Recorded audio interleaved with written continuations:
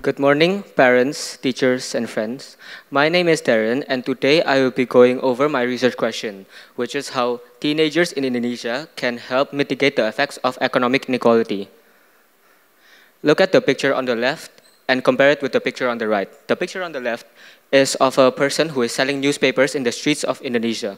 Meanwhile, the person on the right is of Lo Tak Kwong, one of the richest people in Indonesia. As you can see, I'd like to assume that both work very hard, but they are of very different statuses. And they earn a very different amount of income. This is because of a concept called the rich get richer concept. According to Larry Summers, the former Secretary of Treasury under Bill Clinton in America, when the rich get richer, they get more powerful, which puts them in a position to be able to lobby for policies which make them richer still. So this may leave you asking, what is economic inequality? According to the European Parliament, economic inequality refers to the gap between the financially well-off and the less well-off in the overall economic distribution. But the reason for economic inequality may not always be their own fault. It may be because they are paying for a certain family member's debts or medical bill, medical treatment, or maybe because they were just born into the wrong family. This leads me to my cause. Technological advancements can threaten future job security in Indonesia. And aside from that, the rising living costs, which can halt upward mobility in Indonesia. Next up is my consequences, because my first consequence is that crime in Indonesia has been proven to have a higher crime rate in areas of high economic inequality. Secondly, health, because people that are suffering from economic inequality may not be able to afford the proper health care.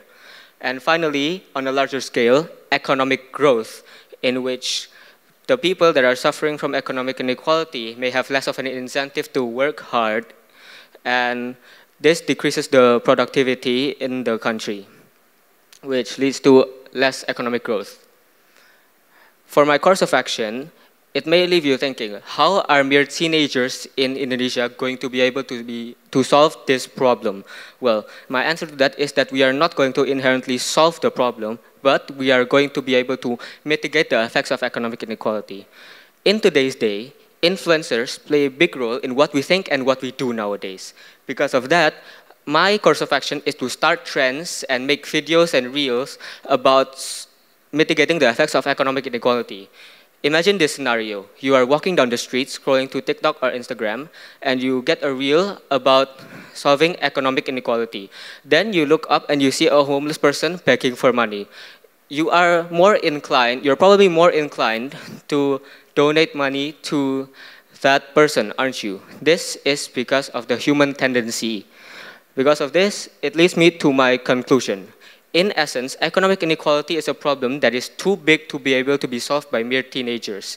Because of this, we are going to not inherently solve the problem, but we are going to mitigate the effects of the problem. This leads me to Luke 6, verse 31, in which, and as you wish that others do so to them, do so to you, do so to them. Treat others how you want to be treated. And because what goes around comes around. Thank you for listening, and God bless you.